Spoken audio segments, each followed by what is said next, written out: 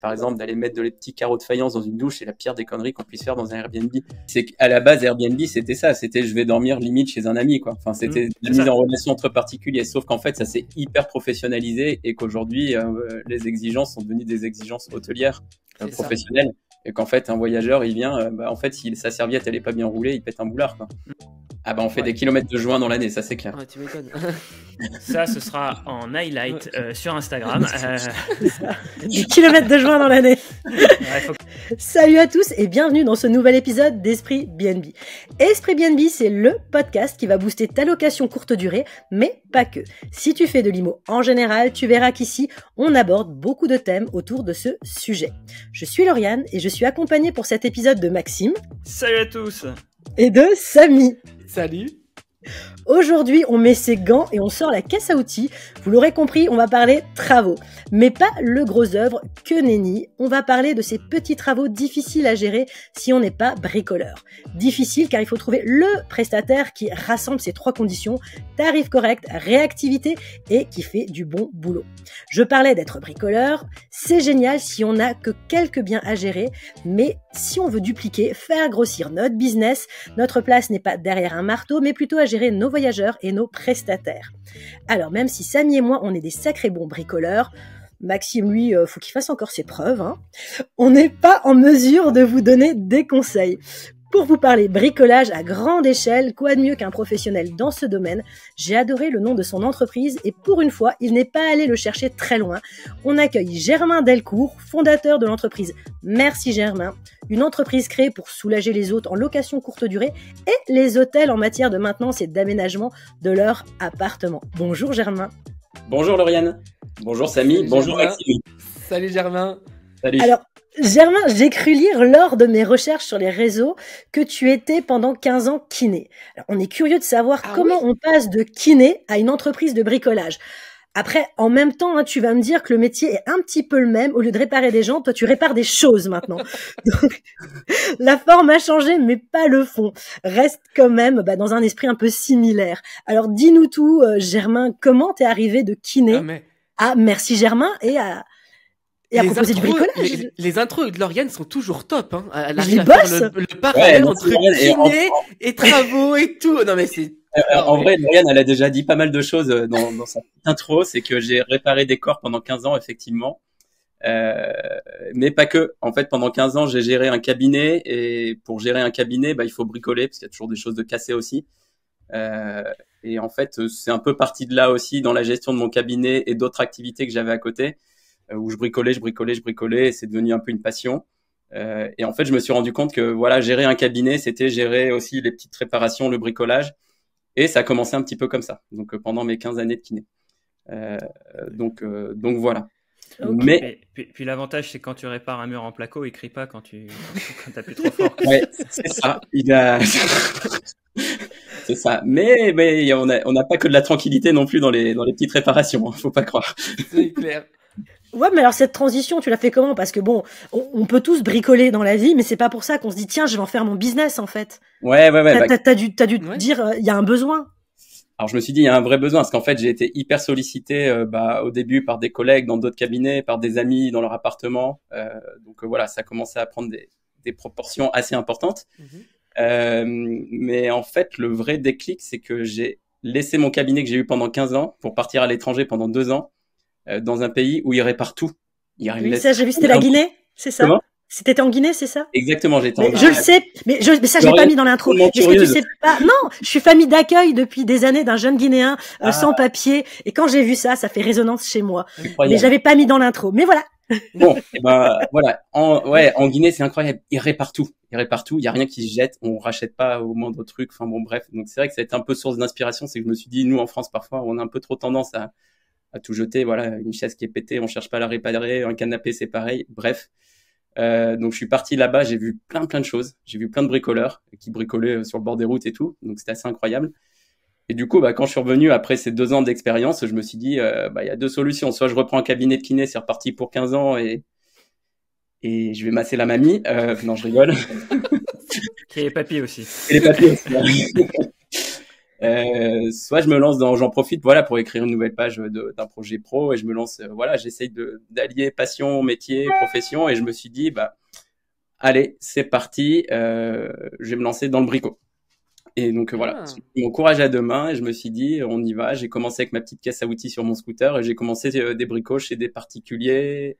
T'as fait ça en parallèle d'être kiné quand même? Ou vraiment t'as fait un virage à 360? J'ai vite fait le virage à 360. Mais au début, j'avais la double activité, ouais, carrément. Donc parfois, j'allais au cabinet, je bricolais un peu, quoi. T'étais quand même manuel avant, enfin, je veux dire, t'as appris, pour être bricoleur, il faut être manuel, il faut apprendre les techniques, etc. Tu les as appris sur le tas ou En fait, j'ai toujours bricolé avec mon grand-père. T'as fait une rénovation de maison, je sais pas, voilà. T'as fait une rénovation de maison, par exemple, parce que c'est souvent comme ça que ça arrive. Ouais, carrément, exactement. Ouais, non, mais j'ai toujours bricolé. C'est un peu un virus de famille, quoi. Et effectivement, avant de partir à l'étranger, j'ai fait un gros projet réno où j'ai tout refait, mais de fond en comble dans l'habitation où je suis en ce moment. Et du coup, voilà, c'est vrai que ça me crée un peu le déclic aussi, quoi. C'est ce que j'allais dire, en fait, c'est que moi, c'est pareil. J'ai appris à bricoler. Maxime peut en être témoin. Quand j'étais étudiant, il m'a déménagé, j'avais 19 ans, je ne savais pas mettre un clou dans le mur, quoi.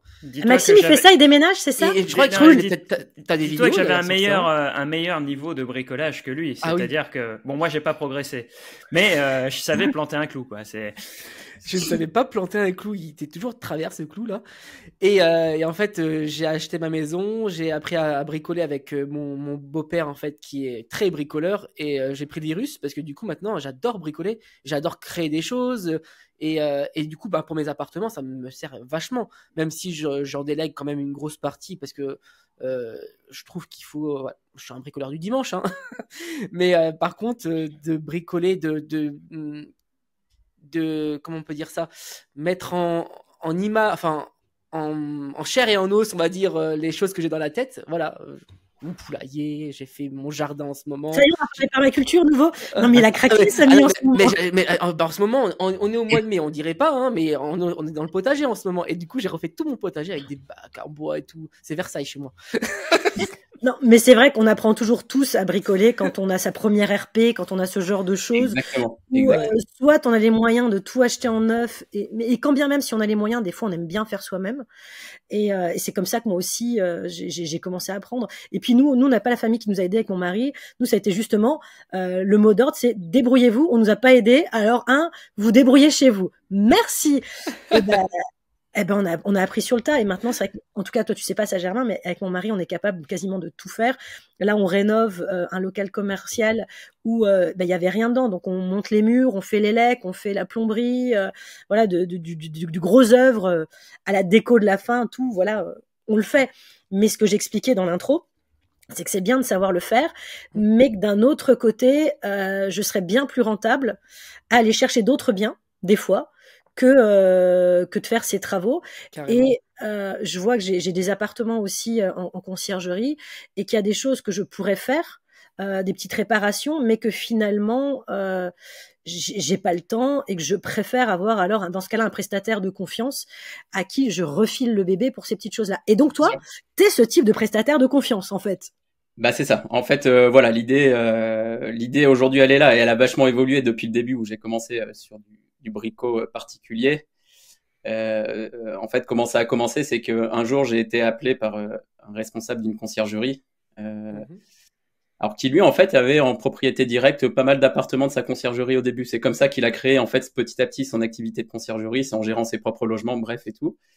Et il avait des besoins dans ses appartements et clairement, lui, si je pense qu'on lui met un marteau dans la main, je pense qu'il vaut mieux s'éloigner.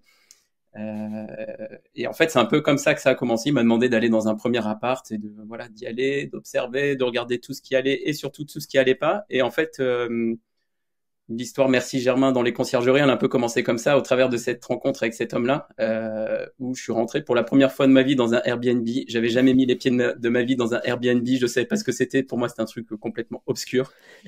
Bref, et là, je me suis rendu compte. Ah ouais, en fait, c'est énorme ce truc, c'est gigantesque. Il y a un potentiel de dingue. Et il y a un potentiel de dingue. Pourquoi ? Parce qu'en fait, c'est des appartements qui souffrent. Il y a tellement de passages dedans. qui sont fabriqués en général pour alors je vais dire avec de la faïence Leroy Merlin grand public pour un usage perso et qui en fait sont utilisés à usage industriel. Alors ça dépend, mais effectivement beaucoup font ça. Moi je suis plutôt partisan de mettre du bon matériel parce que vu que c'est moi qui fais les travaux avec mon mari, mais je suis plutôt partisan de mettre du bon matériel. Mais quand bien même tu mets du bon matériel, beaucoup de gens ne font pas attention. Ils t'ont arraché le rideau par-ci, ils t'ont fait. Et effectivement, au-delà des matériaux, ce qui souffre, c'est tout l'ameublement, les tringles à rideaux, la battante des toilettes, les ampoules qui pètent, les pieds de lit qui cassent. Bref, quand je suis rentré dans ces appartements, j'ai commencé à observer un petit peu tout ça. Alors, je pense que ça, c'était un des liens. C'est marrant, j'en ai parlé hier avec un copain qui est kiné, qui m'a dit, dans notre métier, on est habitué à observer les gens. Je lui ai fait, en fait, c'est marrant ce que tu me dis. J'ai un peu retranscrit cette observation à l'appartement. C'est qu'aujourd'hui, j'observe des appartes. Et on essaye avec nos radars et j'ai formé les équipes à ça, à observer, essayer de voir tout ce qui déconne dans un appartement, quoi. Donc quand on rentre dès le pas de la porte, paf, on observe tout ce qui va pas. Et en fait, dans un Airbnb, il y a toujours des trucs. Mais toujours, il y a toujours un truc. Ouais, toujours un truc. Les joints à refaire régulièrement. Donc, j'ai fait un appart, il y avait des trucs à redire, 2 apparts, il y avait des trucs à redire. J'ai fait pas loin des 3/4 de son parc IMO et dans tous ces appartements, il y avait des trucs à redire. Et là où il a été intelligent, cet homme-là, c'est qu'il m'a dit, tu vois un truc qui déconne, tu corriges. Ouais, mais il faut le faire tout de suite, en fait. Oui, il a bien raison. Sinon, c'est. Exactement. Et en fait, c'est là que j'ai commencé à observer et du coup, je me suis un peu renseigné et que je me suis dit, mais en fait, là, il y a un truc énorme à faire dans cette maintenance des appartements Airbnb. J'ai essayé de chercher. Pas grand monde avait l'air de proposer ce genre d'affaires et donc je me suis dit, allez, merci Germain, on va l'orienter un peu vers cette activité-là, quoi. Et donc c'est comme ça que c'est très intelligent. Tu es basé où, toi? Et donc là, pour le moment, on est basé en région parisienne, donc on s'occupe de Paris et la petite couronne. Il y a déjà du boulot, ça va, c'est pas mal. Ouais, je sais plus, je crois qu'il y a plus de 100 000 logements sur ça va. Donc il y a du potentiel. Ouais, et puis j'en reviens souvent, voilà, Samy et moi on est hyper bricoleurs et quand on va dans nos apparts, tout de suite on a l'œil, on voit ce qu'il faut faire et on le refait. Mais t'en as beaucoup qui sont des investisseurs ou qui sont pas bricoleurs, qui vont faire ça et il y a que les femmes de ménage qui passent dans l'appart et personne d'autre. Et clairement, la femme de ménage, pour 90%, n'a pas l'œil, ne va pas regarder, elle va vite faire son boulot et elle s'en rend pas compte. Alors moi j'ai de la chance, là j'ai un auto-entrepreneur sur Strasbourg, c'est une pépite, faut que je le gâte. D'ailleurs j'espère qu'il écoute pas trop là parce que c'est une pépite, mais non si, c'est une pépite, faut que je le gâte parce que. Tu donneras son nom, hein. C'est ça, mais franchement top parce que il me fait le ménage très bien et j'avais un souci sur un appart, justement d'un rideau arraché. Je lui dis j'ai pas le temps de revenir ce week-end. Est-ce que toi tu peux aller acheter telle pièce, tu peux me la monter, donne-moi ton prix. Il me l'a fait et ok, c'est bon. Et là, c'était top. Et là, je me dis, tu trouves celui qui fait le ménage et qui fait les travaux, mais alors là, c'est la pépite. Mais c'est introuvable. Mais c'est introuvable. En fait, l'idéal, c'est ce qu'il faut. Moi, j'appelle ça un MacGyver, en fait. Mais ça n'existe pas. En fait, ouais, mais Lauriane, tu as raison et Samy a raison. Il faut du MacGyver. C'est nos concurrents un peu directs, hein, j'ai envie de dire. Aujourd'hui, c'est nos seuls concurrents, c'est ces auto-entrepreneurs un peu malins et débrouillards. Mais t'en as peu. T'en as très peu, en fait. Et en fait, ce que je dis souvent aux conciergeries, aux clients ou aux propriétaires avec qui on travaille en direct, je leur dis, c'est cool d'avoir le MacGyver, mais le jour où le MacGyver il est en vacances, comment vous faites? C'est ça. Ou que le MacGyver il arrête, ou peu importe, tu te retrouves. Ouais, c'est ça. Ou MacGyver change d'activité, ou trouve un autre client et va voir ailleurs. Donc c'est vrai qu'aujourd'hui, on observe un peu ces pratiques-là, donc si on sent très bien. Et nous, ce qu'on cherche à offrir à ces propriétaires, c'est de la tranquillité en disant, ok, là, on vous propose un panel de MacGyver. Et nous, on vous facilite un peu cette mise en relation avec Merci Germain et vous n'avez plus à vous soucier à ce qu'il sera encore là demain, quoi. Surtout, ce qui est bien, c'est que du coup, tu peux créer une offre spécifique aussi, avec par exemple une prestation mensuelle pour les appartements, la maintenance. Et ça, je trouve que c'est vachement bien parce que tu sais où tu vas, tu sais ce qui, avoir moi, dans mon idéal, ça serait trop cool d'avoir ça sur Poitiers, de me dire. Non, d'abord il vient à Strasbourg. Tous les mois, en fait, tous les mois, en fait, tous les 5 du mois, j'ai la personne qui passe dans mon appartement, qui vérifie tout, qui corrige tout, et je paye tant par mois, et voilà, c'est fait. À part pour les grosses, bien sûr, les gros travaux qui sont pas inclus dans l'offre. Mais une offre de maintenance, ce serait top. Un peu comme ce qui se fait dans les entreprises d'ailleurs. C'était la question que j'allais te poser. C'est est-ce que tu es plus sur un modèle de préventif ou de curatif en fait par rapport à ce que tu fais dans les travaux? Alors le kiné, il fait les deux, hein. Ouais, bah ouais. C'est pour ça. donc ouais, on essaye de faire les deux. Alors moi, ma motivation au début, c'était de faire du préventif. J'ai fait beaucoup de préventif dans mon ancien métier et là, je me suis dit, je vais essayer de faire la même chose. Je me suis assez vite heurté aux mentalités des investisseurs qui sont là pour faire la rentabilité entre guillemets et leur faire prendre conscience que du préventif peut avoir du sens. On fait évoluer les choses tout doucement, on y croit, on arrive à avancer avec certains propriétaires et ça viendra plus. Tu vas voir, là, ils vont nous écouter et là, on va leur dire qu'ils professionnalisent et prévention, préventif. Préventif, c'est super et en plus, on a énormément à y gagner. Je pense qu'on pourra en parler tout à l'heure. C'est que du préventif, c'est plein de bon sens parce qu'on entretient son logement et surtout, on évite bien des pannes à certains moments où ça coûte 3 fois plus cher de faire réparer, quoi. Bah déjà que ça coûte 3 fois plus cher, mais c'est surtout que t'as des pour le voyageur, c'est ça. Bah, tu vois, nous on pense à ça. C'est le voyageur. T'as pas envie d'avoir une panne quand le voyageur est là. Exactement. Donc c'est pour ça que le préventif est hyper important. Exactement. Donc nous, dans notre offre de service aujourd'hui, ce qu'on propose, en fait, on propose des formes d'abonnement où effectivement, on a certains clients investisseurs. En fait, ils n'ont jamais été dans leur appartement. Oui. Ils le connaissent pas et ils nous disent, ok, tous les mois vous venez et vous me faites un check-up de l'appartement. Mais c'est très bien. Donc nous, on a mis en place en fait un outil check-up qui est une grille d'analyse, un peu un monitoring de l'appartement. On arrive et on a des cases à cocher. Bam, bam, bam, ça va, ça va pas, ça déconne, ça. Ah, c'est génial. Ouais, bah justement, c'est ça que je voulais parler parce que quand je suis allée sur votre site et quand j'avais vu check-up et j'ai dit, oh, mais alors ça, c'est top. Et vraiment, c'est ce qui m'avait vraiment plus plu et motivé à vous inviter dans ce podcast. Ah, merci Lauriane. Mais non, mais c'était vraiment ça en disant, c'est bien beau de venir réparer plus tard, mais on a tous besoin d'avoir quelqu'un qui vient avant avec ce regard et qui dit attention là c'est fragile, attention là il y a ça. Exactement. Et en fait ce feedback qu'on donne au propriétaire il est top parce qu'en fait on lui donne des photos accompagnées. Dès que c'est rouge on met une photo en appui. En fait ça lui permet vraiment de prendre conscience de choses qu'il ne voit pas forcément. Plein de fois j'ai été dans des appartements avec des propriétaires, je leur ai montré des choses, ils étaient passés à côté, ils l'auraient jamais vu quoi. Donc donc c'est vraiment de créer un support écrit et qu'ils aient un peu ce support là. Et du coup après ils peuvent avoir un suivi et voir comment évolue leur appartement et quels sont les points de correction. En fait en gros on a une case verte, une case orange, une case rouge. Case rouge c'est n'accueillez même plus un voyageur avec cette case là parce que vous allez vous prendre un mauvais commentaire. Ah oui. Mais très bien ça, très bien. C'est quoi typiquement tes cases rouges les plus fréquentes? Ah bah ça peut être une prise qui sort du placo, enfin qui est plus accrochée au mur. T'as le gamin vite. Donc ça arrive souvent. Ça peut être une serrure qui tourne plus, qui est complètement grippée. Le voyageur, il va arriver, il va péter la clé dedans, c'est assuré. Enfin bref, il y a plein de choses. Ballon d'eau chaude qui déconne, un siphon qui est complètement bouché, donc on voit bien que ça s'écoule plus déjà. Après ça, c'est des petits points correctifs qui paraissent bêtes, mais qui peuvent être corrigés et bien éviter ce genre de. Tu vois, moi j'ai l'exemple sur un des appartements où que j'ai en conciergerie, où pareil j'ai fait un check-up, tu vois pour le coup complet, et il y avait des volets, et il y a un volet, il manquait tout bête, mais il manque une vis sur une fixation. C'est pas plus gênant que ça, en fait. On peut voir, tu pourras peut-être me corriger. Pour moi, il y a 2 grandes catégories, peut-être 3, parce qu'il y a les bricoleurs, mais 3 grandes catégories de propriétaires. T'as celui qui bricole et qui fait attention, comme Samy et moi. T'as l'investisseur qui lui n'a jamais mis le pied dans son bien.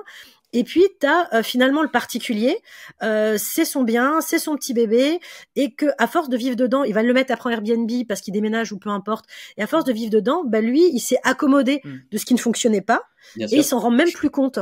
Bien sûr. Et donc, nous, c'était le cas là, c'était la personne qui était dedans, et puis finalement, je lui dis, oui, mais là, cette vis, c'est tout bête, pour l'instant, ça tient, mais le voyageur, à force d'ouvrir et fermer tous les jours le volet, clairement, autant tout de suite réparer avant que tout le volet soit par terre. Ouais, et puis surtout, moi, ce que je leur explique, c'est que lui, il a toujours habité dans l'appartement, c'est cool, mais on accueille quand même de l'international.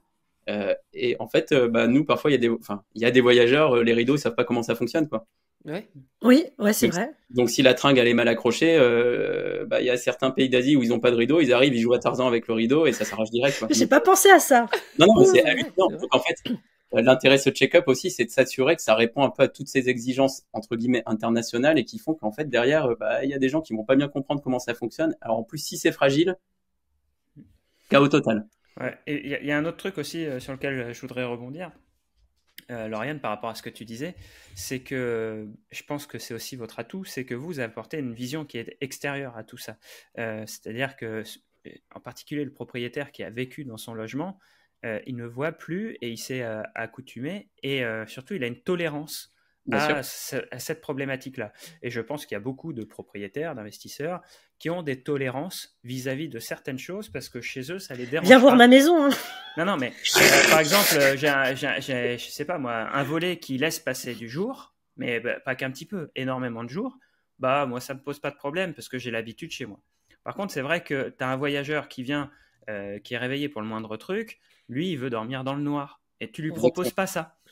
Et ben en fait, toi, tu t'en accoutumes parce que tu as l'habitude, machin. Mais tout le monde n'est pas comme toi. C'est comme si c'est comme le restaurateur où il va avoir des plaintes sur ses repas parce que c'est trop salé. Et lui, il va dire, mais non, c'est bon, moi j'aime ça. Oui, mais tu cuisines pas pour toi, tu cuisines pour les autres. Ton logement, tu le prépares pas pour toi, tu le prépares pour tes voyageurs. Ouais. Donc c'est pour ça que d'avoir un avis extérieur, pour moi, c'est pertinent parce que ça te permet aussi de remettre en perspective ta propre analyse, parce que on le dit souvent, il faut se professionnaliser quand on fait de la location courte durée. La professionnalisation, c'est d'adopter un regard client, c'est pas de garder son regard personnel, ou pire encore, de projeter sa vision de client propre. C'est-à-dire, ben non, mais moi quand je prends ça, parce que tu vois, je vais prendre un exemple très simple avec Samy, quand on prend un Airbnb, quand on est tous les deux, on n'a pas du tout la même vision. Samy, il partage une vision. Ah ouais, mais il va quasiment dormir chez un collègue ou un confrère. Je peux pas critiquer. Attends, si tu savais, c'est pas si facile que ça d'avoir un Airbnb, machin. Moi, je rentre là-dedans. Moi, je dis, mais attends, mais l'eau elle coule pas. Moi, je m'en fous. Il est 22h, je l'appelle. Hein, j'ai besoin d'avoir de l'eau chez moi. Non, mais il a une famille et tout. Non, mais ça va. Et il nous l'a pas prêté son appart. Et en vrai, là où t'as entièrement raison, Maxime, c'est qu'à la base, Airbnb, c'était ça. C'était je vais dormir limite chez un ami, quoi. Enfin, c'était la mise en relation entre particuliers. Sauf qu'en fait, ça s'est hyper professionnalisé et qu'aujourd'hui, les exigences sont devenues des exigences hôtelières, professionnelles. Et qu'en fait, un voyageur, il vient, en fait, si sa serviette, elle est pas bien roulée, il pète un boulard, quoi. Donc, Après, les exigences professionnelles, hôtelières, je pense qu'elles se sont aussi développées vis-à-vis du prix. Puisque avant, quand tu allais dormir sur Airbnb, moi je me rappelle les premières années, j'étais étudiant, parce que tu tapais des nuits à 20 euros. Aujourd'hui, je mets au défi de trouver des annonces à 20 euros. Hein. Ouais, si tu la trouves, mais tu as dormi à côté d'un local poubelle, quoi, à Paris. Je suis pas sûr, tu vois. Je pense que même à Paris, le local poubelle, il doit être à 80 balles, tu vois. Moi, ça, c'est pas faux, ouais. C'est vrai. Parce que on monte à Paris avec Samy et toi, Lauriane, dans pas longtemps. On cherche des locaux poubelles à 20 euros, hein, si vous avez un, parce que... Bon, allez, dites-moi, je pourrais peut-être... Non, mais je sais pas vous dire, mais j'ai dit que je vous ferai un épisode spécial. Je fais une petite digression, là, un petit épisode Home Exchange. Mais nous, on loue des Airbnb, mais je vous l'ai déjà dit dans les premiers épisodes. Moi, ça fait des années que je voyage avec Home Exchange, donc l'échange de maisons gratuitement. Et j'ai honte, hein, mais venez dormir dans mon Airbnb payant, et nous, on va aller dormir à Paris dans un Home Exchange fort sympathique. Mais voilà, ce que je voulais vous dire, ça peut être vite fait, hein, c'est hyper intéressant quand même de temps en temps de mettre vos apparts sur Home Exchange parce que, je l'ai déjà dit, mais je vous le redis, niveau chiffre d'affaires, oui, vous n'allez pas faire de chiffre d'affaires, mais vous gagnez des points et vous partez en vacances gratos. Voilà, passons. Autre question. Germe, moi j'avais une petite question. Qu'est-ce que vous réparez? Vous réparez tout, ou à un moment donné vous dites stop, ça c'est du gros œuvre, on va déléguer, on le prend en charge mais on délègue? En fait, la limite, c'est pas tant gros œuvre, parce que aujourd'hui, on est principalement sur Paris, donc vous imaginez bien que du gros œuvre, on n'en fait pas des masses. Hein, sinon, il faudrait toucher à l'immeuble, à la copro et tout. Non, nous, la limite qu'on s'est fixée, comme on est une entreprise de bricolage professionnel, c'est toutes les parties très techniques qu'on peut avoir dans une habitation. Et en fait, qu'est-ce qui nous a freiné dans ces activités? C'est des histoires d'assurance, de garantie, c'est qu'on peut pas faire n'importe quoi. Décennale, exactement. Donc en gros, dès qu'on doit toucher à une installation électrique, encore ce matin, j'ai un propriétaire qui m'appelle, qui me fait « Ouais, je me commence à louer mon appartement samedi, il faut tirer 2 lignes jusqu'au compteur, jusqu'à la cuisine, parce que les prises qui avaient été mises pour le four, elles sont pas branchées au compteur. » Il n'y a pas la mise à la terre, et puis il n'y a pas ci, et puis... Ouais. Germain, on voit ton électricien, on voit ton équipe, il faut me tirer des lignes. J'ai fait « Non, ça on fait pas. C'est un partenaire électricien qui va venir le faire. Lui, il a des assurances. Moi, si ton appart demain il crame, je veux pas être responsable et c'est... » Ouais, mais très bien. Mais en tout cas, tu proposes une alternative, en fait. Exactement. Nous, on a tout un réseau de partenaires avec qui on bosse. Donc, en gros, c'est dès que c'est de la plomberie un peu lourde, de l'installation, on a un partenaire plombier. Dès que c'est de l'électricité, idem. Et donc, nous, on s'en tient à toutes les interventions qui sont pas soumises à décennale. Donc, c'est toutes les autres interventions de l'appartement, de l'habitation, réparation, bricolage. Alors, ça peut être un peu de l'électricité. On a le droit de remplacer à l'identique des prises, par exemple, de déplacer un peu une prise, d'accrocher des luminaires, de changer un siphon de lavabo. En vrai, c'est déjà énorme tout ce qu'on peut faire. Mais voilà, la limite, elle est vraiment là. Et ça, j'y tiens vraiment. Les gars avec qui je bosse, je leur mets bien cette limite. Je leur répète. ceinture bretelle, zéro risque, on va pas faire de conneries parce que ça peut nous retomber dessus, quoi. Ouais, mais non, mais quand on n'a pas la décennale, c'est compliqué après, clairement. Tiens, est-ce que tu as des réparations qui reviennent souvent, histoire de savoir qu'est-ce qu'on doit regarder le plus ou pas? Peut-être pas, hein, peut-être que. Ce qui revient souvent, c'est tous les mobiles dans les lits. Les lattes cassées dans le lit, ouais, ça c'est clair. Ça, j'ai jamais eu ça, mais apparemment chez Samy, ça saute sur les lits. Ah mais oui, mais attends. Petit clin d'œil aux commentaires Facebook que Lauriane nous a transmis hier, parce qu'on a un petit groupe WhatsApp sur lequel on travaille, hein, et où on s'envoie nos idées. Voilà, c'est un groupe Facebook qui doit être les plus actifs de France. Et où Lauriane nous partage l'avis d'un propriétaire. On a fait un épisode qui s'appelle Ouin Ouin Airbnb, c'est trop dur. Si on l'avait vu avant, on l'aurait mis dedans, hein, parce que ça aurait été le jackpot. Celui qui se plaignait que, alors pas que le lit était cassé, hein, mais l'étape d'avant, que les draps étaient sales, après que des couples soient venus dans son logement. Fricoté. Mais on imagine bien, fricoté, oui, c'est comme ça qu'il a mis dans son truc. On imagine bien que les lattes cassées dans les lits, ça doit être fréquent aussi, quoi. Mais tu vois, moi j'étais plus soft parce que comme Samy est à côté du Futuroscope à Poitiers, moi je voyais plus des enfants qui venaient et qui sautaient sur le lit à pieds joints, tu vois. Ah ouais, mais c'est bien, Lauriane, de garder cette voilà, c'est là, on va dire. Je suis innocente, moi. Mais dans les réparations fréquentes, c'est aussi tout le mobilier, portes de cuisine souvent qui peuvent être arrachées, pieds de chaise pétés, pieds de canapé, dans les salles de bain aussi, les pommeaux de douche qui morflent, les tuyaux, enfin les. Ah ouais, quand même. Ouais, après, en tant que voyageur, tu vois, quand tu arrives dans un Airbnb avec le pommeau de douche qui est encrassé comme jamais parce qu'il n'y a pas le temps de le détartrer sur une phase de ménage, c'est vrai que ça fait partie des trucs dégueulasses que personne vérifie, hein. Mais tu sais quoi? Alors moi je donne une astuce. Moi j'ai toujours 2 pommeaux de douche et si vraiment parce que des fois t'as pas le temps et donc nous on en a 2, un que tu peux changer quand vraiment tu sens que ça va plus et pendant ce temps-là jusqu'au prochain ménage t'as le temps de le nettoyer. Ma voiture elle se transforme en j'ai la valise. Mais je roule en kangou, mon ami. J'ai la valise pour faire le truc. Samy, laisse faire Lauriane, mais appelle plutôt Merci Germain, tu verras. Si tu viens sur Poitiers, écoute. Alors, mais oui, mais t'es pas là pour l'instant. Non, alors pourquoi je dis ça, c'est qu'en vrai, dans notre check-up qu'on fait mensuellement ou trimestriellement en fonction des propriétaires, en fait, on a des points clés comme ça, des traitements en fait curatifs qu'on fait systématiquement. Et donc que vous faites aussi, par exemple, il y aura un pommeau de douche avec du calcaire. Merci Germain, il me fait ça parce que ma femme de ménage elle me le fait pas ou parce qu'elle a pas le temps de le faire. Alors ça on le fait parfois de façon ponctuelle et curative pour réparer parce que le propriétaire nous dit viens tu remets mon appart à neuf et du coup même la cabine de douche entartrée c'est un enfer, parfois c'est dégueulasse, il y a du tartre partout parce que les équipes de ménage ils nettoient pas bien ça et c'est donc parfois faut changer d'équipe de ménage quand même aussi là, mais bon. Non, mais après peut-être pas sur Paris c'est plus. Non mais il suffit que la cabine soit nettoyée, on va dire à 90% et que ce soit toujours les mêmes 10% qui soient pas nettoyés au bout d'un mois. Ouais, c'est vrai. T'as du tartre. Et c'est pour ça que dans le check-up, en fait, ce qu'on fait, il y a 12 points comme ça que les gars ils font systématiquement et entre autres c'est détartrage des robinets, détartrage du pommeau de douche pour bien éviter que ça pète après derrière parce qu'en fait si on enlève le tartre de façon régulière, ça permet vraiment de cleaner tout ça. Donc ça c'est des petites choses qu'on fait en fait en plus dans le check-up pour s'assurer que ça y ait vraiment un entretien régulier. Si je comprends bien, le check-up vous le faites par exemple à chaque intervention, les gars vont me faire vite fait un check-up ou c'est genre au début on prend un logement, on fait un check-up et En fait, en vrai, on fait des check-up quand on fait des passages dans chaque appartement et dès qu'on rentre dans un appartement, alors le check-up avec rapport, on le fait pas nécessairement, on le fait que quand c'est une prestation qui a été facturée. Mais après, moi, les gars, quand ils rentrent dans un appartement, ils observent tout et s'il y a des feedbacks à faire, en fait, en vrai, on le fait parce que nous, on répond à un besoin et on essaye de proposer une solution, quoi. Donc en fait, les gars qui bossent pour moi, enfin l'équipe, ils ont des radars dans les yeux et voilà, ils essayent d'observer un petit peu tout ça, quoi. Mais dans le check-up qu'on vend, effectivement, il y a toutes ces activités, en fait, ces soins curatifs qu'on donne à l'appartement. Par exemple, pour une terrasse, aller déboucher le trop-plein pour que ça évite de déborder. Enfin, vous voyez, des choses un peu bêtes. Mais oui, c'est vrai que vous faites pas que l'intérieur, vous faites l'extérieur aussi, si c'est une maison. Je pense pas. Donc voilà, et ça, c'est vraiment des points qu'on fait systématiquement pour éviter effectivement qu'il y ait cette accumulation de tartre et qui fait que ça va finir par péter un moment ou un autre, quoi. Tu fais aussi l'électroménager ou pas? Typiquement, le gel dans le freezer ou ça, ouais, c'est un truc qui revient. Je comprends toujours. Enfin, pourquoi qu'ils achètent pas le bon freezer et c'est toujours des frigos avec le petit freezer à bas prix. Là, j'en ai un à Strasbourg dans un des logements. Et non, mais c'est chiant. C'est super chiant. Toujours plein de glace et ça coule et ça coule et ça coule.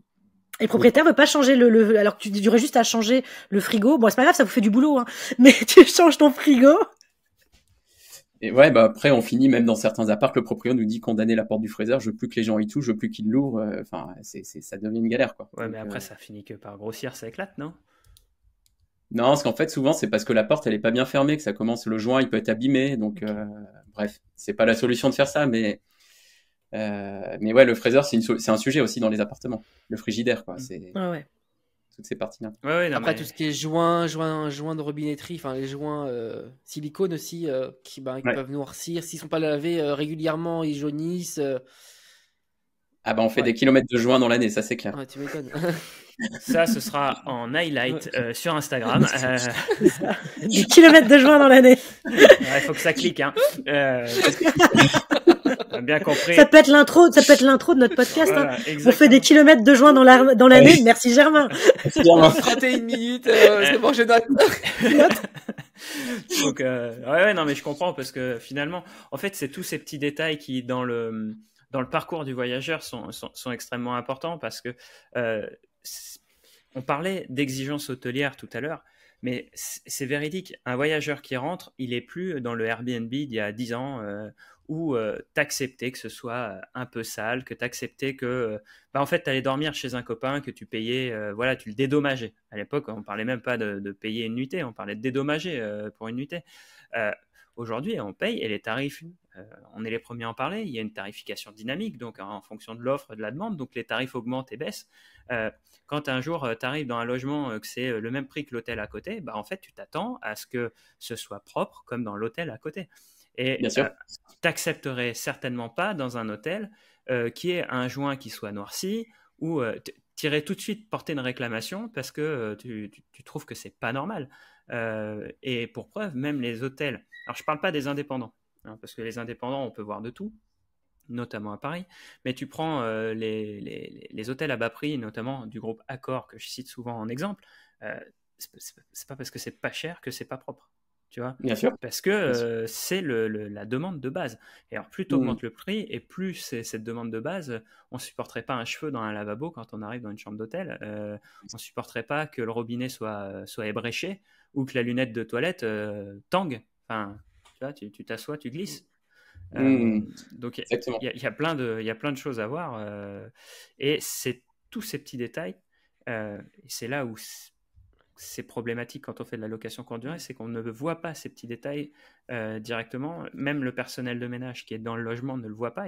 Et c'est pour ça que je trouve que c'est vachement intéressant d'avoir une vision préventive des travaux avec un check-up, une liste de tous les points à observer qui ne seraient pas naturels d'observer. Je ne vais pas m'amuser à fermer tous les volets quand je vais aller faire le ménage quelque part. Mais pourtant, il faut vérifier que ça marche, quoi. Exactement.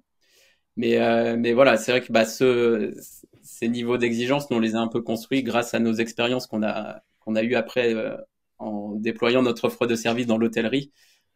Et voilà, qu'on se le dise clairement, dans de l'hôtellerie plutôt de luxe, dans Paris, où on travaille pour des hôtels plutôt haut de gamme. Et c'est vrai que il y a ce parallèle qui s'est fait entre les Airbnb pour lesquels on bosse aujourd'hui et ces hôtelleries où clairement les niveaux, comme tu le dis Maxime, les niveaux d'exigence finissent par être les mêmes.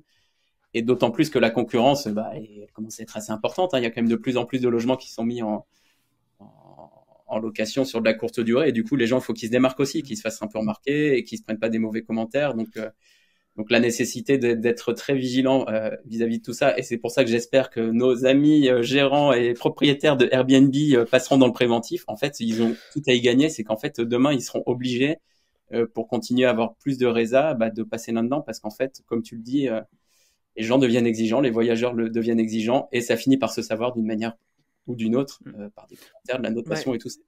Donc, l'entretien est aussi important que le nettoyage. Hein. C'est ce qu'on dit tout à l'heure, mais c'est pour moi aussi important. D'avoir tu l'as dit Maxime, d'avoir un logement propre, c'est très bien, mais si tu vois que le truc là-bas il est cassé, que ça fait sale en fait. Enfin, je trouve que du coup, en fait, ça fait dégrader. Même si le logement est propre, en fait, d'avoir des choses en fait qui vont pas, en fait, ça fait dégrader. Moi, je suis beaucoup plus critique sur des réparations qui sont pas faites que sur le ménage. Il peut y avoir un petit peu de poussière à gauche, à droite. Bon, tant pis, ça n'a pas été fait, pas le temps, c'est pas grave.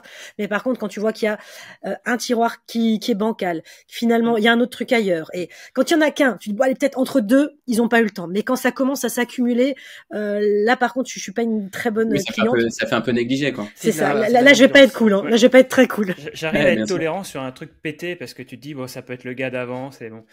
Là où j'ai beaucoup de mal à être tolérant, moi, c'est sur la salle de bain.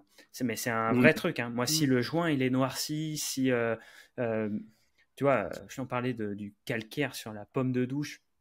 Et je trouve que c'est, en fait, c'est révélateur d'un truc sale, c'est sale.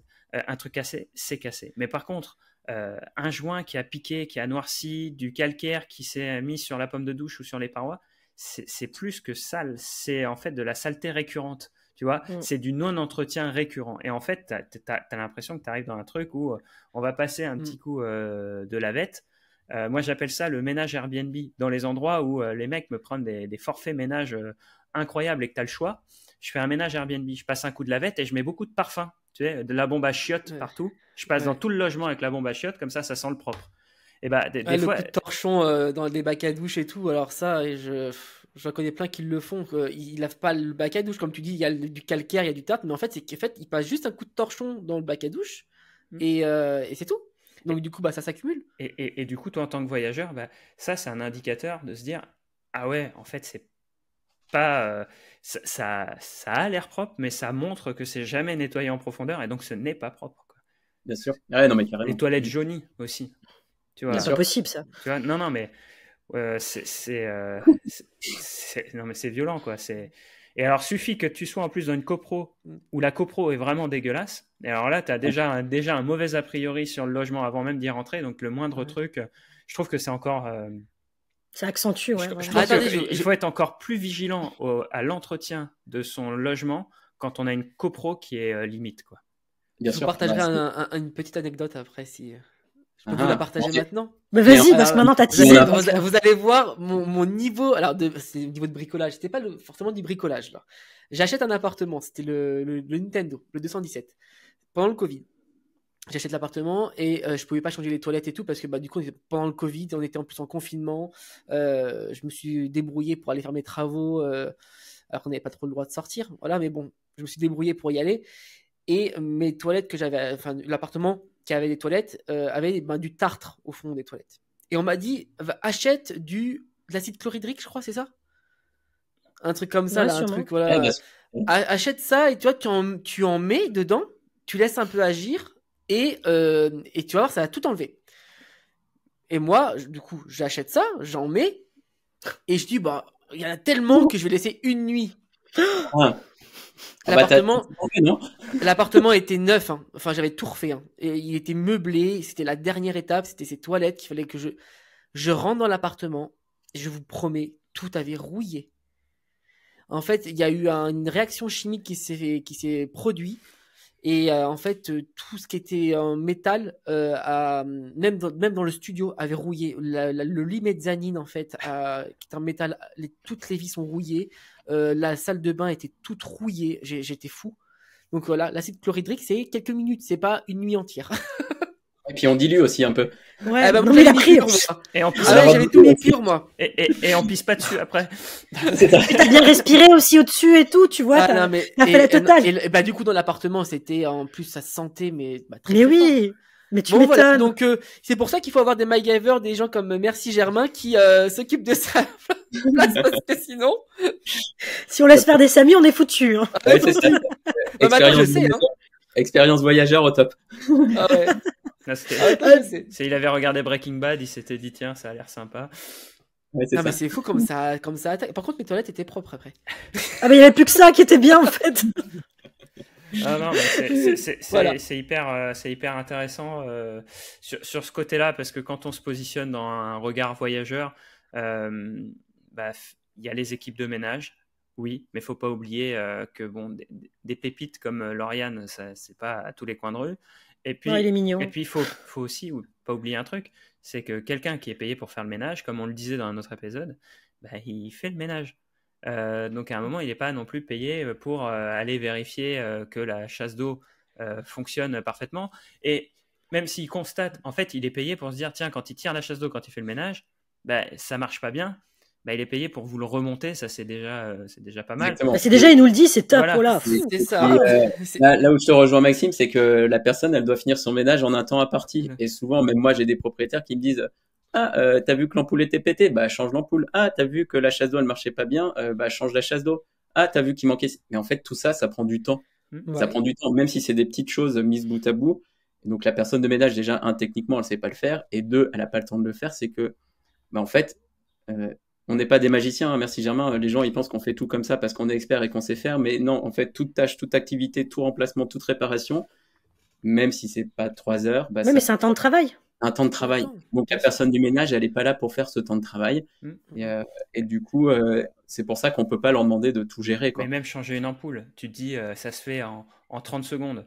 Mais en fait, toi, tu fais le ménage. Faut que tu trouves où sont rangées les ampoules. Faut que tu... Allez, admettons, il y en a dans le logement. Hein, parce que sinon, il n'y en a pas. Faut que tu descendes à la camionnette. Tu sais pas, admettons, tu as une camionnette avec du stock. Faut que tu descendes, que tu remontes. C'est pas prévu dans le process. Tu changes l'ampoule, tu vas mettre l'autre à la poubelle. Bon, tu comptes bien, allez, 4-5 minutes. Hein, si on est cohérent. Un peu plus, hein, si tu... allez, ton stock, il faut que tu le passes. Allez, 5 minutes. Si on t'a dit que tu as 40 minutes pour faire le nettoyage du logement, 5 minutes sur 40, c'est 1/8. Tu vois, c'est pour ça que moi j'ai beaucoup de respect pour les gens qui font le ménage, c'est qu'en fait on peut pas leur imposer de gérer tout ça, sauf s'ils ont le temps imparti et les connaissances et les capacités de le faire. Mais en général, c'est pas dans leur fiche de mission, quoi. Donc c'est ça. Et puis voilà, il faut déjà s'il remonte, c'est déjà un super plus. Et après, il faut être en capacité de réagir pour aller faire le changement. Exactement. Nous, ce qu'on leur dit et ce qu'on dit aux conciergeries et les clients avec qui on bosse, c'est qu'ils prennent une photo et vous nous refaites monter la photo. Et même pour nous, en fait, c'est facilitateur, c'est qu'on sait exactement sur quel terrain on va. Et donc, on travaille vachement comme ça, par transmission de photos, vidéos. Et souvent, c'est les équipes de ménage qui nous les remontent. Voilà, et ça facilite bien l'intervention, la rapidité dans l'intervention. Et déjà, s'ils arrivent à nous faire ça, c'est tip top, quoi. Donc, voilà. Parce que tu vois, on comparait avec l'hôtel tout à l'heure, les exigences hôtelières. Mais si tu regardes, j'ai eu la chance d'aller à Disney il y a quelques temps en famille. Hein. La chance. La chance, l'opportunité. Ouais. Bref, je suis allé à Disney, quoi. Et j'étais dans un hôtel, il y avait 1000 chambres. Un truc improbable. Bon, après, il y a un moment, il y a le chariot de ménage qui passe, donc déjà, les serviettes, machin, et je vois un autre chariot passer. C'était le chariot maintenance. Et ben là, franchement, tu as un chariot, c'est le roi Merlin sur roulette. Voilà. Le mec, il devait avoir 20 ampoules, 30 jeux de piles. Voilà. Et en fait, il se déplaçait avec des flexibles. Maxime a fait du stock. Voilà. Alors là, j'ai les piles AA, je peux te dire que j'en ai pour une génération. Non, c'est pas vrai. Moi, je cherchais les shampoings, ça se vend mieux. Non. Non. Mais voilà, c'est aussi se dire que quand tu es dans un... Voilà pourquoi je faisais le parallèle avec l'hôtel. C'est que l'hôtel, ton service de maintenance, il va avoir quasiment tout sous la main parce que toutes les chambres sont au même endroit. Quand ton équipe de ménage, elle va faire ton appartement et puis après un appartement à 2 rues et puis un autre, elle va pas se trimballer avec sa caisse à outils, son machin. Puis ce qui est pire, c'est pas tant le problème de se trimballer avec la caisse à outils, c'est que dans un hôtel avec 1000 chambres, toutes les ampoules dans toutes les chambres sont les mêmes. Donc la référence, dans nos apparts. T'as une standardisation. Dans les apparts, c'est ce qui fait partie de la difficulté de notre activité, c'est toute la partie approvisionnement et logistique où bon, avant de faire ce métier-là, je pensais pas que des abattants de WC, il y avait des histoires d'anthrax et que parfois, avant de trouver le bon anthrax pour l'abattant de WC, qu'il y avait la bonne forme pour aller sur la cuvette, bref. Et attends, t'es pas encore allé dans les appartements atypiques comme nous on fait, vraiment hyper colorés, où moi j'ai des ampoules de couleurs différentes selon la déco que j'ai. J'ai des abattants de WC qui ont des couleurs différentes aussi.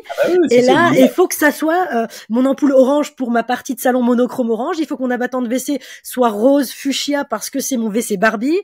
Parce que tu vois, c'est non mais c'est... Et donc en plus tu vois de la maintenance sur des apparts et on commence tous à faire des décos vraiment différentes pour une expérience client. C'est plus pareil non plus. Donc là, il y a une nouvelle clientèle qui va arriver qui va être un peu plus chiante aussi. Ouais, mais c'est là que l'intérêt de passer régulièrement. C'est pour ça que nous on essaye de quand on passe régulièrement, nous on prend plein de photos, on connaît les apparts, en fait on on identifie un peu toutes ces rêves pour qu'après, quand on y retourne, on soit capable d'avoir un peu de... Parce que tu vois, rien que moi, avec tout sur ces apparts, un des apparts que j'ai terminé, où il y a tellement de lampes différentes pour la déco, des différentes ampoules, je me suis fait un tableau où je me suis noté parce que les ampoules dedans, parce que je me suis dit, le jour où je vais devoir changer l'ampoule, je me dis, ah ouais, c'était l'orange. Mais l'orange de comment? Et quelle forme?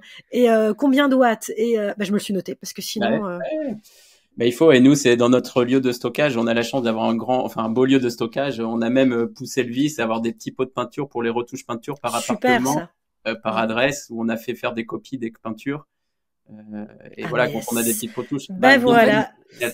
Ça me fait mon cœur, il a fait boum boum, je me dis, il est génial, lui, ça c'est top. Il y a les petits pots de peinture.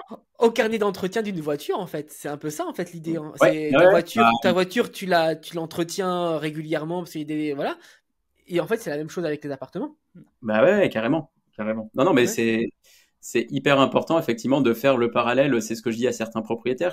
Vous payez un carnet d'entretien, enfin, un contrat d'entretien pour votre chaudière? Ouais, voilà. Oui. C'était la question que j'allais te poser sur ton mode de fonctionnement. C'est est-ce que vous faites, parce qu'on parlait de préventif, mais est-ce que, en fait, finalement, tu aurais comme un contrat d'entretien, c'est-à-dire le jour où ça pète, t'es en prioritaire sur la liste. Exactement. En fait, nous, c'est ce qu'on fait au travers de conventions qu'on signe avec des conciergeries, des conventions de partenariat. Là, on est encore en train d'en signer une autre potentiellement avec une conciergerie. Voilà, si on est en partenariat, déjà, on a des prix un peu compétitifs. Et en plus, après, on intervient prioritairement. En plus, nous, on connaît les appartements. Donc, en fait, le partenariat, il est là pour fluidifier et faciliter et faire en sorte que le client avec qui on travaille régulièrement soit servi prioritairement par rapport à ceux qui nous appellent un peu en one-shot à l'ancienne, viens remplacer mon abattant de toilette. Quoi. Donc, c'est pour ça qu'on essaye vraiment de pérenniser aujourd'hui, avoir moins de clients, mais avec qui on a une vraie relation de confiance, que d'avoir d'être dans les pipelines et que tous les particuliers nous appellent. Oui, voilà, et tu as du récurrent dans ton modèle, c'est plus intéressant à la fois pour le voyageur et puis pour le propriétaire qui a une vision aussi sur ses charges.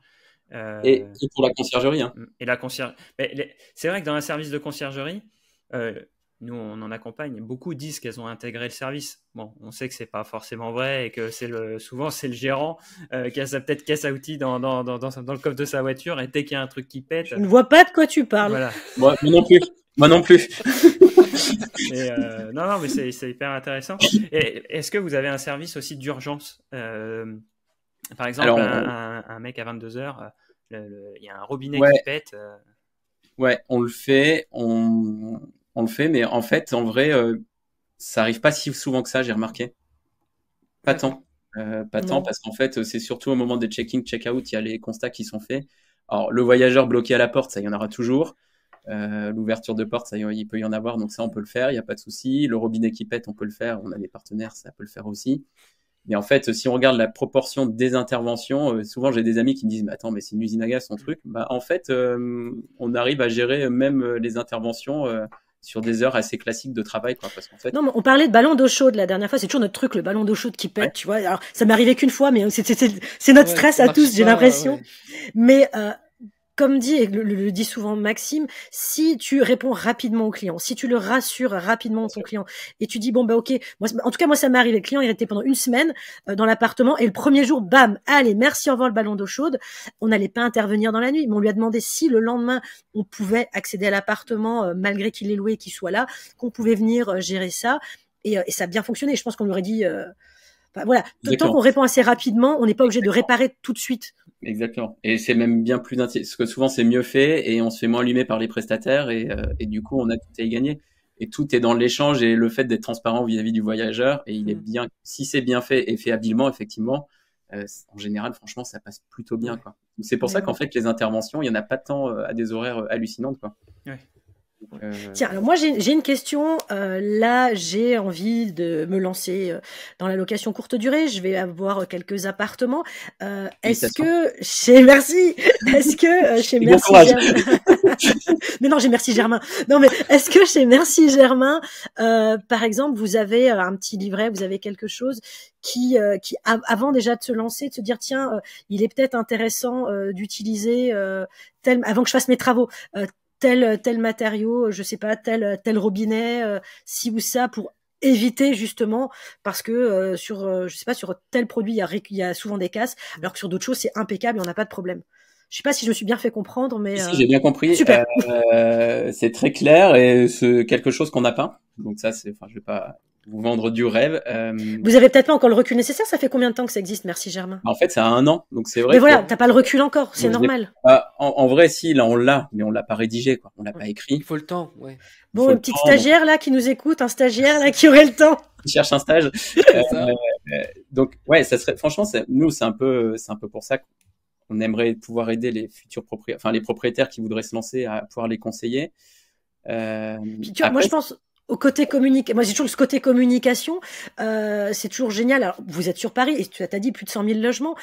C'est toujours intéressant d'avoir alors, niveau communication, tu rédiges ce truc, tu le mets en téléchargement, tu sais que tu as des propriétaires, des conciergeries qui vont te le télécharger. Bam, tu as une base de données et après, tu vas les chercher pour être client. Merci Germain.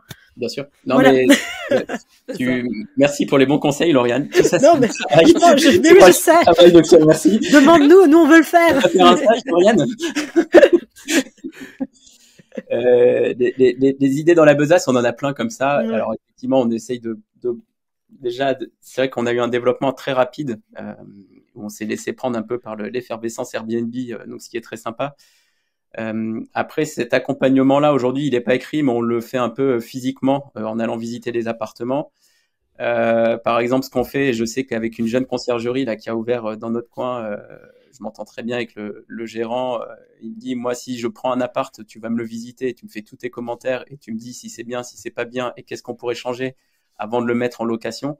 Donc voilà. Donc c'est vrai qu'on l'a pas encore fait de façon très formelle et de façon écrite, mais dans la pratique, voilà, on sent qu'on commence à avoir un peu de recul pour accompagner quand même tant les propriétaires que les gestionnaires. Voilà, avoir ce genre de réflexe. Et effectivement, il y a des modèles, par exemple, d'aller mettre des petits carreaux de faïence dans une douche, c'est la pire des conneries qu'on puisse faire dans un Airbnb. Toutes ces choses-là, on se le construit avec le temps.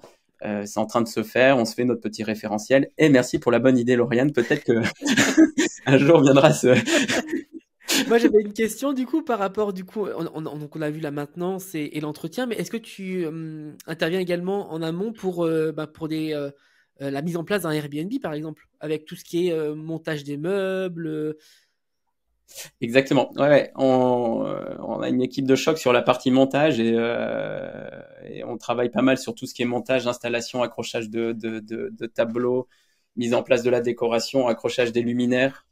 Donc ouais, sur Paris, on commence à être un peu connu sur ça et donc les propriétaires, ils font livrer tout un tas de mobilier dans l'appartement et nous, on vient en mode équipe de choc et en une journée ou deux, on essaye de tout installer. Super. Parce que c'est long, hein. Ça prend beaucoup de temps hein, de monter tes meubles. Long. Ouais, tout est long. Tout est long. Les luminaires, je pensais pas que ça serait si long, mais ça prend vachement de temps, tout accrocher, afin de faire les branchements et tout. Ah, si, et c'est puis, long, jusqu'à positionner les petites cuillères dans les tiroirs, les torchons dans les tiroirs, la brosse des toilettes. Enfin bon, bref. Ah ouais. Les gens, ils rentrent dans l'appartement, ils ont l'impression qu'il a déjà été habité. Donc, parce que on a la partie, on peut trouver la partie travaux, gros travaux, etc. pour quand on rénove un appartement, par exemple. On va trouver l'artisan qui va nous refaire l'appartement, mais c'est vrai que la personne qui va monter les meubles, les installer, etc. Ça c'est un peu plus compliqué. Hein. Enfin, moi, j'en connais pas. Bon, après, ça peut. En fait, après, si tu peux trouver, hein, il y a de la concurrence là-dessus. Il y a des plateformes de mise en relation. Oui, voilà ce que j'allais dire. Mais professionnel. Mais en mode professionnel, non, il n'y a pas. Exactement. Voilà. En fait. Et qui a l'œil réparation. Qui dit tiens, faut que je le monte bien parce que sinon je vais venir le réparer.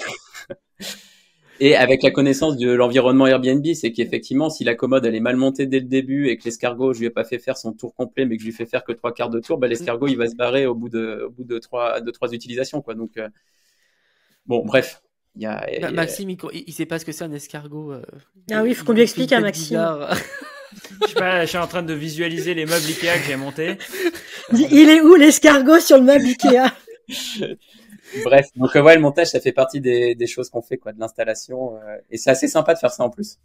C'est assez, c'est plaisant parce qu'en fait, on arrive dans un tas de cartons et on ressort dans un appart qui est sympa. Ah, mais c'est le côté toujours le plus sympa en fait, même nous quand on rénove. Une blague macho, parce que j'ai monté des meubles la semaine dernière et j'allais dire, c'est sympa tant que t'as pas ta femme qui vient derrière pour te demander quand t'as fini, quoi. Non, pour te demander si t'as déjà lu le plan. Alors, tu as lu le plan? Parce que là, ça devient vite long, quoi, en fait. Alors, mais c'est toujours pas fini. Alors... Et pourquoi il reste 5 vis, Maxime, à la fin? Je sais pas, j'ai un petit bol à la maison, tu vois. Tu le mets aussi pour avoir l'impression que c'est habité. T'as ton petit bol dans l'entrée avec les restes de pièces. Celui-là, on sait pas. En parlant de ça, j'ai une anecdote. Un des apparts que j'ai en tant que conciergerie, la personne venait d'acheter plein de meubles, elle les avait montés et tout. Elle me dit, voilà, j'ai l'appartement, allez-y, regardez et on y va. Et en fait, chaque tiroir que j'ouvrais, c'était rempli de sachets de vis Ikea. Mais je me suis dit, parce que moi, j'en ai déjà monté des meubles Ikea, il me reste jamais autant de vis. Et je regardais chaque meuble et je me suis dit, pourquoi j'ai autant de sachets de vis partout. Et on a pris un temps de fou à devoir tout regarder parce que je me suis dit, ils vont se retrouver dans le lit par terre, ils vont se retrouver la table sur les genoux. Alors c'est là aussi après qu'il faut choisir son mobilier quand on fait du pro Airbnb, quoi. Il faut pas l'acheter n'importe quoi. Ah oui, c'est intéressant ça. Bah oui, d'ailleurs, ton retour par rapport à ça? Eh ben, il y a des choses qu'il faut prendre et d'autres qu'il ne faut pas prendre. Ah, bah, oui. T'attends qu'il fasse la liste. Alors, ça, c'est l'info. Vous allez me forcer à donner des noms de marques et je vais pas rentrer là-dedans, mais. Nous qui voulons apporter de la valeur avec le podcast, alors celle-là, c'est la plus grande. Si vous devez retenir une chose de ce podcast, c'est qu'il y a des meubles qu'il faut prendre et d'autres qu'il faut pas prendre. Voilà. Merci. À la semaine prochaine. Pourquoi tu dors tout le podcast et là tu te réveilles pour dire ça? Excusez-nous pour cette parenthèse incroyable. non, full valeur ajoutée. La question la plus basique que j'allais poser, c'est est-ce que tu préconises plutôt de se dire, vu que c'est des meubles qui vont souffrir, je ne mets pas forcément très cher dedans, mais j'assure une rotation. En fait, je prévois que mes meubles, je vais les changer. Et donc, du coup, je ne mets pas très cher dedans pour pouvoir avoir toujours des meubles neufs. Ou est-ce que je mets un peu plus cher parce qu'ils seront plus durables malgré l'utilisation intensive Airbnb et réparables?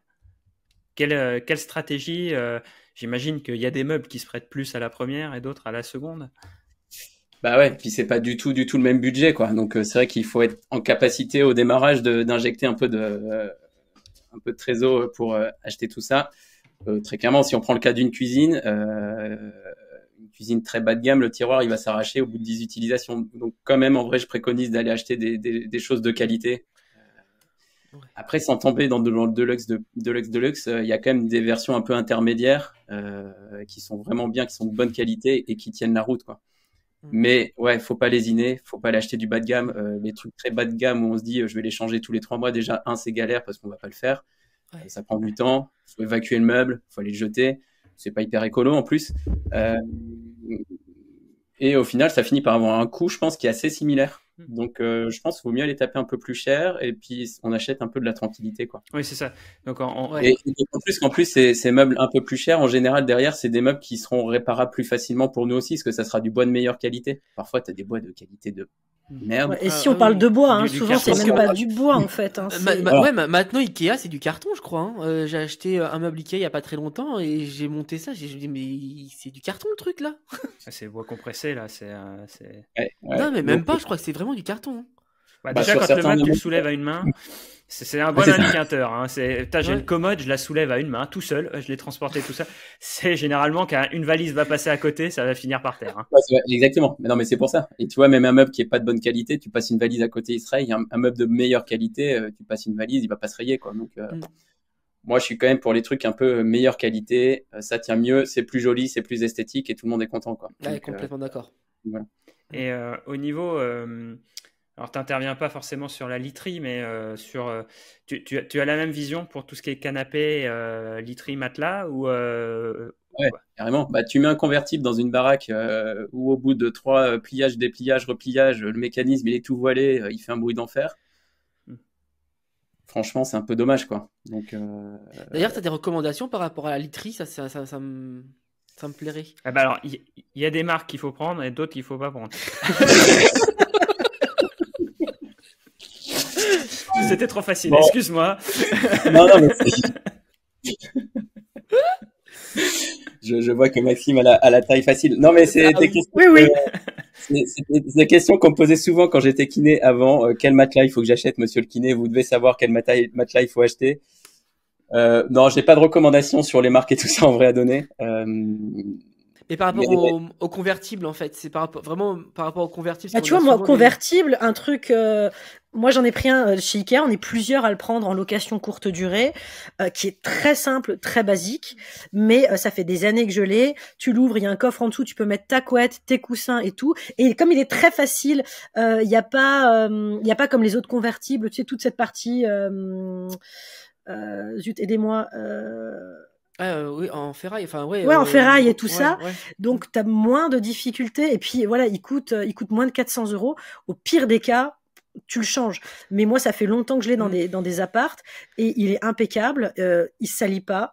Les gens dorment dessus. Enfin, j'ai pas de retour négatif du tout et on est vraiment beaucoup à l'utiliser. Et c'était Yann des Gentleman Investisseurs qui me l'avait conseillé à l'époque. Je les évite ceux-là, moi, parce que j'ai peur que ce soit pas forcément qualitatif. Moi, j'aime bien acheter des comment ils appellent ça maintenant là, des rapido. Moi je trouve que tu dors mieux là-dessus que sur un rapido où t'as les pieds qui sont plus hauts que ta tête, machin et tout, tu vois. Ouais. Non mais après Lauriane, où je te rejoins, c'est qu'il y a des modèles dans ces marques grandes distrib qui sont très bien aussi. Hein. Ouais, mais il y en a pas tous, mais celui-là est vraiment bien. Il y a des séries en fait. Il y a des séries et celui-là est vraiment top. Je vous le mets en story. Et non, il est vraiment bien. D'ailleurs, Ikea, on veut bien être sponsorisé si vous nous écoutez. On vient de dire avant que c'était des trucs en carton qu'ils avaient. Écoute, c'est comme tout. Il faut choisir. Il y a des produits d'entrée de gamme chez Ikea, comme ils ont du très haut de gamme. Et après, bon. Après, il y a des gammes qui font depuis 15 ans et qui ont fait leurs preuves. Hein, donc, je pense ça. Voilà, je pense que c'est quand même l'avantage de ces grosses marques, c'est qu'ils font de tels volumes que de toute façon, si les produits étaient complètement... typiquement, tu parlais de standardisation. Alors moi, c'est un truc que j'applique chez moi pour tout ce qui est vaisselle. Parce que quand tu pètes un verre, retrouver le même verre chez toi, j'ai horreur d'avoir des trucs dépareillés. Typiquement, je trouve que Ikea, pour la standardisation, notamment des couverts, des assiettes, des verres, c'est l'idéal parce que les modèles, ils n'ont pas changé. Ça fait 10 ans que j'ai acheté ma vaisselle. Dès que j'en ai plus assez, je rachète. Il y a toujours les mêmes modèles de base, quoi. Et ça, à part peut-être Duralex, il n'y a pas tant de marques qui gardent leur marque. C'est quoi, Durex? Duralex, mais... on était border là. On était limite. Non, mais un jour, on va avoir des problèmes. Nous, on va finir, tu vois, à la télévision. On va passer en MeToo. Le podcast va être banni, tu vas voir. Voilà. C'est Samy qui fait le montage. Hein. Tu fais gaffe. Mais c'est pour ça. Mais il coupe rien, Samy. C'est pour ça quand je dis il faut couper, il coupe pas. C'est pour ça qu'on lui confie à lui, parce que c'est lui qui a les meilleures capacités techniques et lui, il arrive à couper des tout petits moments sans que ça se voit comme ça. Mais je vais le laisser, ça. Ouais. Non, mais pour reprendre plus sérieusement sur le sujet, c'est vrai que voilà, Ikea, il y a quand même quelques forces. D'ailleurs, si Ikea veut venir en parler avec nous, ce serait intéressant. Et puis ils arrivent avec leur avec leur wishlist pour les loueurs en courte durée, et puis on la met en téléchargement. Franchement, hein, Ikea, si jamais il y en a un dans l'eau qui nous entend, franchement, venez. Hein, et on pourra parler. Il a cru que le podcast avait fait des millions d'écoutes, je crois. Mais on sait jamais, on sait jamais. Hein. Moi, je salue mes anciens collègues qui m'ont retrouvé sur Instagram, j'en profite, et qui m'envoient des coucous en me disant tiens, t'es devenu Instagrammeur. Voilà, c'était la petite parenthèse. Sur des histoires de références d'assiettes Ikea quand même. Voilà. Oui, c'est ça. C'est clair. Germain, tu dis que... D'ailleurs, vous retrouvez notre lien d'affiliation en bas. Bon, allez, prenons du sérieux. Germain, tu disais que t'es basé sur Paris, que sur Paris... T'as de quoi faire. Ça fait qu'un an que t'existes, donc forcément, mais t'as une perspective déjà de te dire. Non, mais je sais, toi, tu veux qu'ils viennent à Poitiers, mais. Bah ouais, mais il y a un marché sur Poitiers, vraiment. De grandir, de créer carrément une franchise, de devenir une start-up qui va chercher des. Parce que je trouve que t'as vraiment le potentiel. Je dis ça parce que j'investis dans des start-up. Donc, à côté. Je t'envoie mon RIB, Lauriane. Non, mais j'investis à hauteur de 1 000 €, mais à travers un club où on investit dans des startups. Et je trouve que ça a vraiment le profil d'une startup qui pourrait vraiment lever des fonds pour créer une franchise ou créer beaucoup de choses. Est-ce que tu y as pensé? Sinon, j'y pense pour toi. Non, je rigole. J'y ai pensé, j'ai plus que j'y ai pensé, c'est qu'on est en plein dedans. Okay. Là, on est dans la version un peu expérimentale de Merci Germain, où on est en train aussi de réfléchir avant de diffuser un peu et de diffuser un réseau en région. d'essayer de résoudre tous les problèmes et aléas techniques qu'on peut rencontrer dans cette activité qui est quand même assez compliquée, assez chronophage. On a vu les problèmes de logistique, les problèmes de rendez-vous, les problèmes de fait d'être en contact avec le voyageur, d'être en contact avec la conciergerie, d'être en contact avec le propriétaire. Ouais. Bref, on a des groupes WhatsApp qui sonnent dans tous les sens et c'est à gérer au quotidien assez chronophage. Ouais. Bon, première étape, on est en train de mettre en place un outil digital pour faciliter la communication entre les voyageurs, la conciergerie, le propriétaire. Ah, bah super, parce que ça, c'était une de mes questions. Merci Germain. Voilà, Donc, si tu avais un outil digital. C'est dans les bacs, ça va bientôt sortir. Je vous ferai signe quand Et ça est-ce arrive. que si cet outil digital peut avoir un lien un jour avec des channel managers ou pas? Bien sûr, ouais, complètement. Ah, mais tu réponds à ma question. Non, mais voilà. Non, mais t'as coché toutes mes cases. C'est bon, top. j'ai plus de cases. Là. C'est top. Si, quand est-ce que j'investis dans la startup?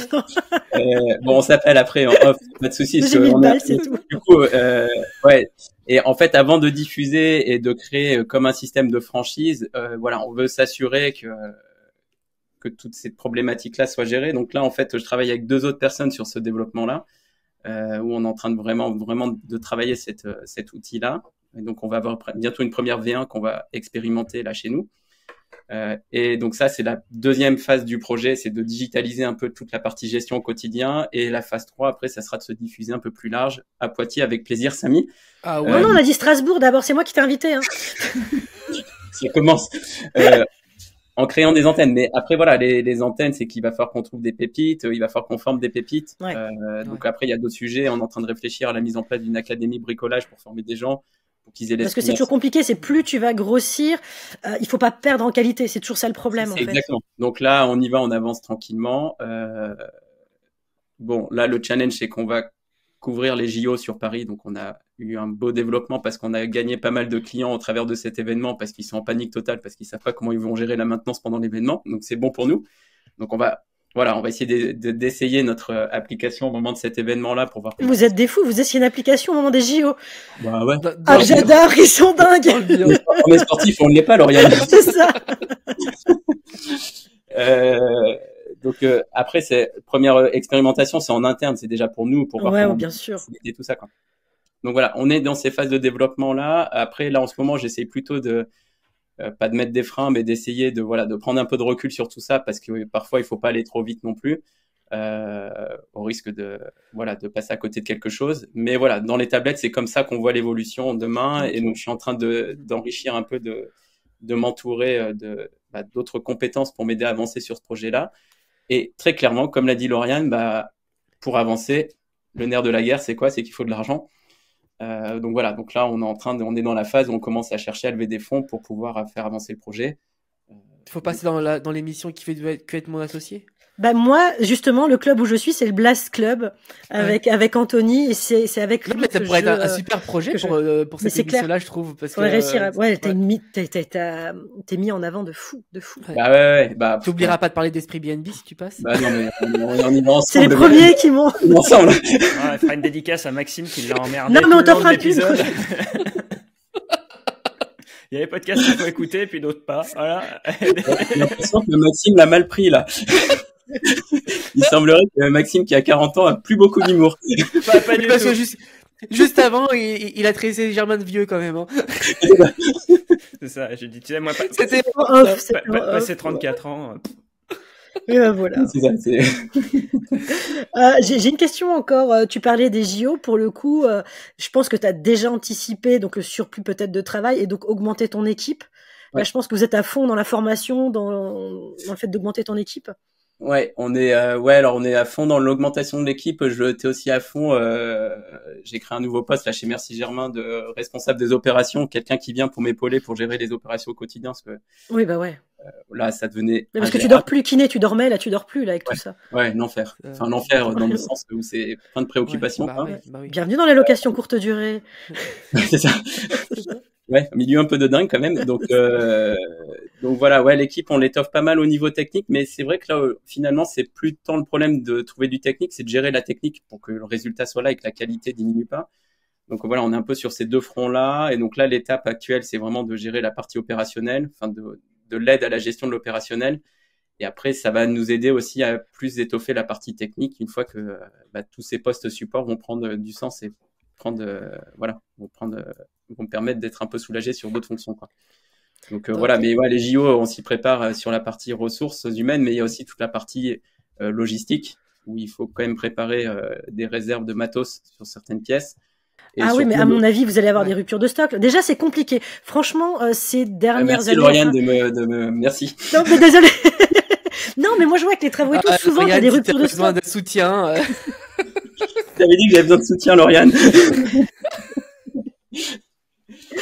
Ouais, non, bon, bref, la gestion du stock, c'est compliqué, on a du mal à en avoir, mais c'est pas grave, t'inquiète, on t'aidera dans les levées de fonds. Allez. Merci, Oui, voilà, merci. on va créer un truc pour.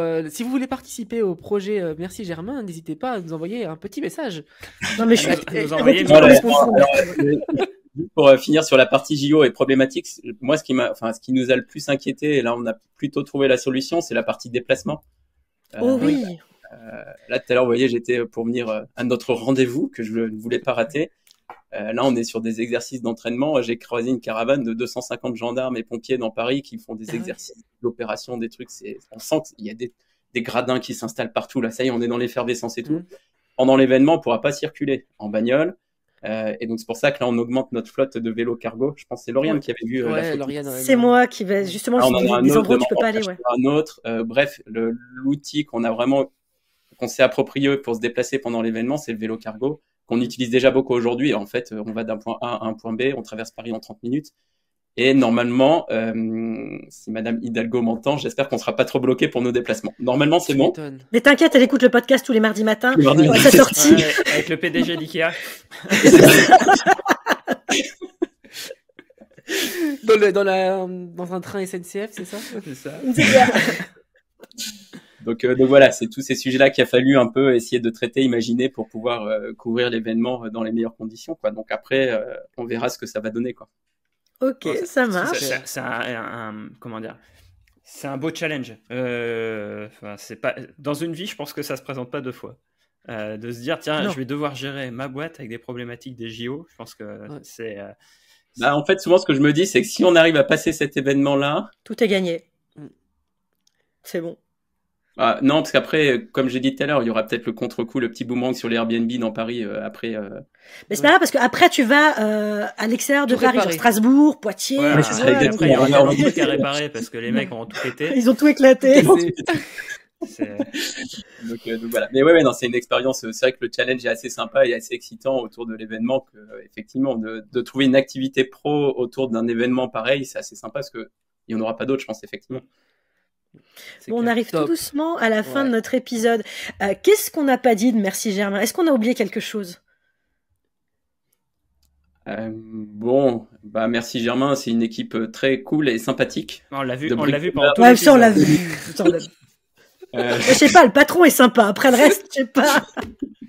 Ah non, les gars sont hyper sympas. Enfin, les gars et les bricoleuses, hein. J'ouvre. Oui, ouais, c'est vrai. Bon, j'ai beaucoup dit les gars, mais bref, je pourrais me prendre un procès pour ça. Non, je pense qu'on a fait le tour Vous êtes combien aujourd'hui? Là, aujourd'hui, il y a 5 bricoleurs sur le terrain en permanence qui tournent et qui font de la réparation du check-up.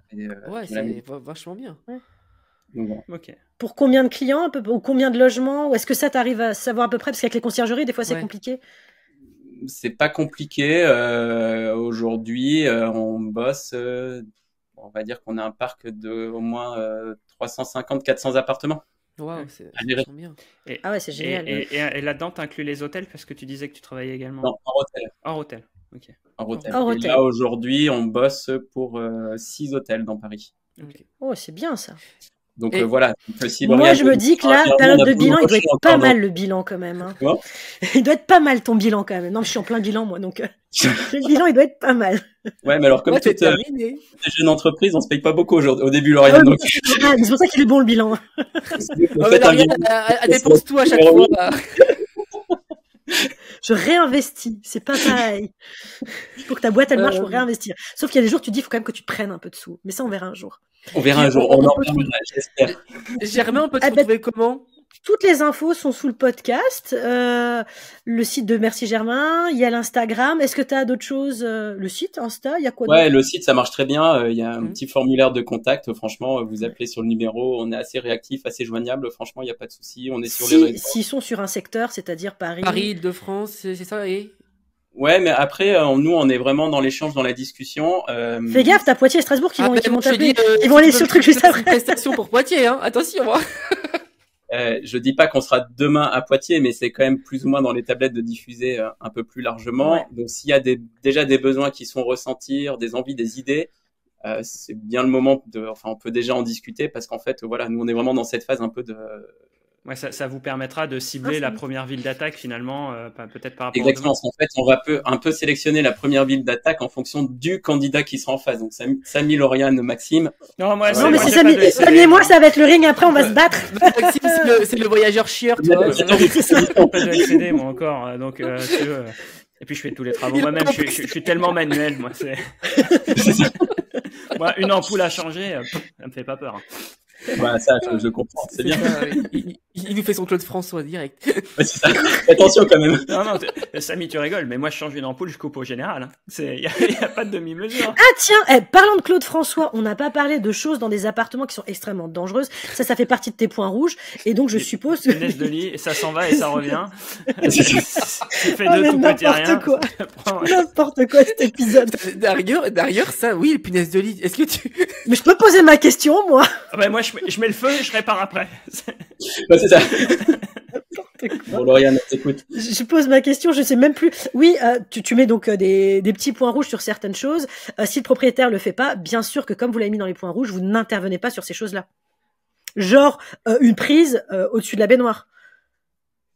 Je n'interviens pas dessus, mais surtout, j'ai alerté le propriétaire. Ouais, tu l'alertes et pour le coup, s'il le laisse, il t'écoute pas, mais il te dit tiens, je déconne un peu, il va falloir la refixer. Exactement. Tu dis, et en fait, ce qui est intéressant, c'est de se décharger vis-à-vis du propriétaire, mais souvent, c'est ce que je dis aux gestionnaires de conciergerie, c'est que ça vous permet, vous aussi, de vous dédouaner de ce problème-là et que demain, ils viennent pas vous le mettre à la poire de dire, vous m'aviez pas dit que la prise était décrochée. Et en plus, vous me l'avez réparé, donc vous étiez...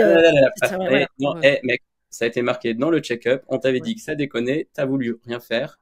Ouais. Et parfois, j'ai même des gens qui sont plus vicieux que ça. Ils disent, attendez, votre appartement, vu le nombre de points rouges, moi, je le garde plus en gestion tant que c'est pas basculé en vert. Mais très bien, très bien. Ouais. Et en fait, pour la prise de conscience au propriétaire, c'est hyper important. C'est maintenant, soyez responsable, c'est votre bien. Moi, je peux pas porter la responsabilité. Je vous ai informé, à vous de jouer, quoi. Ça, on l'avait pas dit, mais ça, c'est très bien. Et c'est un point hyper important carrément. qui protège la conciergerie Samy, aussi. ça, c'est, tu vas à la 1h18.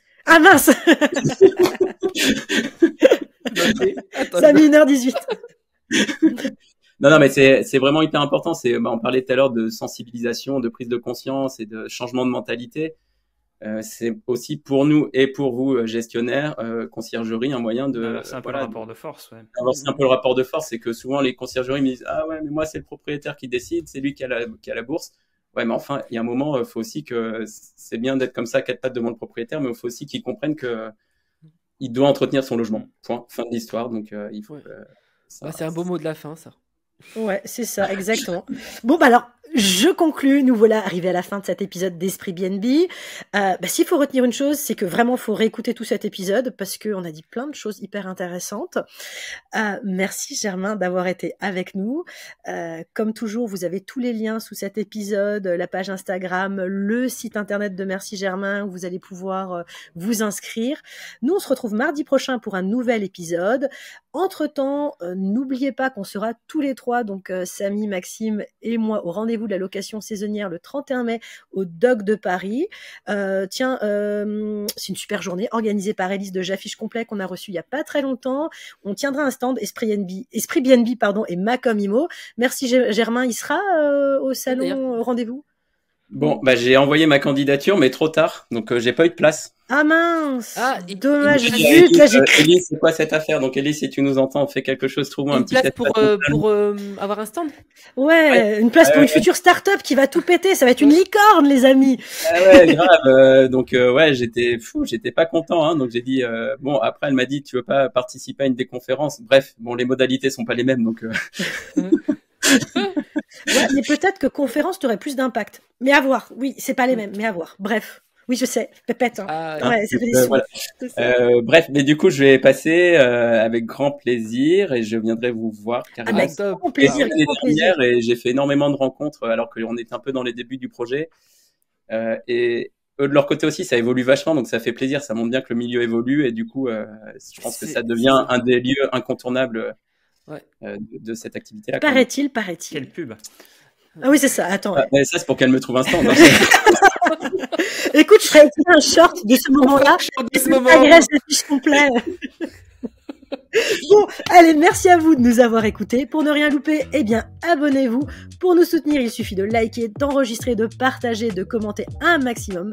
À très bientôt. C'était Lauriane accompagnée de Maxime, Samy et de notre invité du jour, Germain, de Merci Germain pour Esprit BNB. Bye bye. Ciao. Ciao. Merci.